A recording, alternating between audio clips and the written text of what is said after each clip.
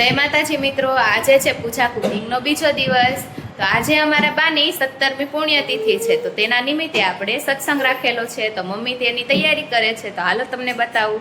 Mummy શું તૈયારી કરો છો? દીવડો બનાવશું. દીવો આરતીની ડીશ માટે દીવડો બનાવે છે મમ્મી. આખો બની જાય એટલે આપણે દીવો બતાવી દેશું. અને અમારા જયવર્ધનભાઈ જો મમ્મી મને લે વિડીયોમાં. હવે હામું તો છો બસ, એને અમારે એક પપ્પા પપ્પા. તો અમારા જયવર્ધનભાઈ રમવા મળ્યા છે. અને આ છે અમારા બા ને દાદા, અને આ અમારા લાલા ભગવાન છે. તો બનીને તૈયાર થઈ ગયો છે આપણો આરતી માટેનો દીવડો. કંઈક આવો લુક આવે છે.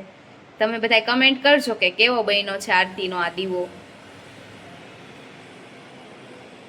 મમ્મીએ આખી આરતીની થાળી તૈયાર કરી લીધી છે, તો કંઈક આવો લુક આવ્યો છે.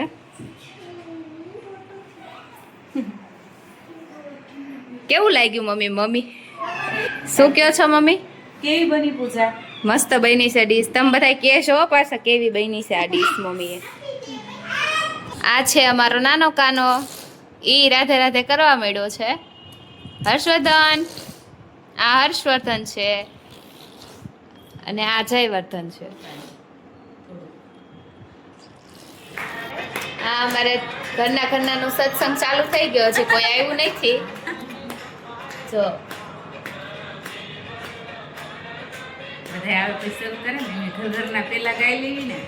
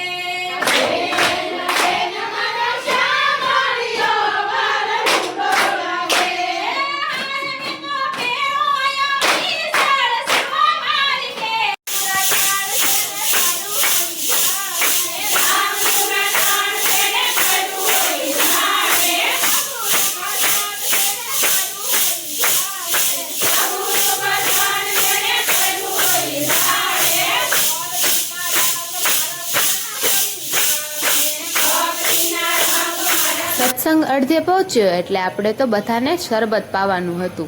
તો આપણે બધાને ઠંડુ ઠંડુ વરિયાળીનું શરબત આપી દીધું છે. આ શરબતનો વિડીયો આપણે યુટ્યુબ ચેનલ અને ઇન્સ્ટામાં આવી ગયેલો છે. તો આપણે બધાને વરિયાળીનું શરબત પાઈ દીધું અને ફરીથી આપણે તો સત્સંગ કન્ટિન્યુ રાખવાનો હતો. એટલે કીધું ફટાફટ બધા શરબત પી લ્યો અને વાતો પછી કરજો અને સત્સંગ ચાલુ કરી દો. તો બધાએ ફટાફટ પી લીધું અને સત્સંગ ફરીથી ચાલુ કરી દીધો.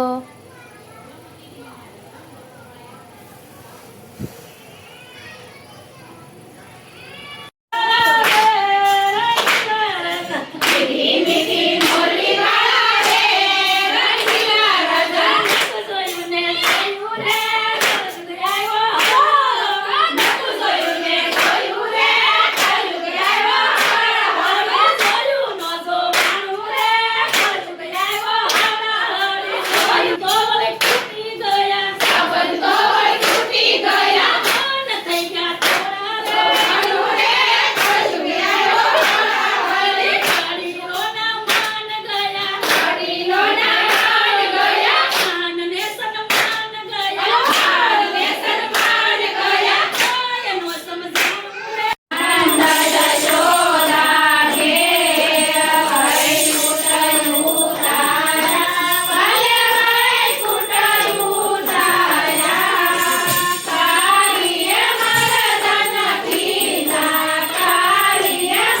પૂરો થઈ ગયો એટલે આપણે પહેલાં તો આરતી કરી.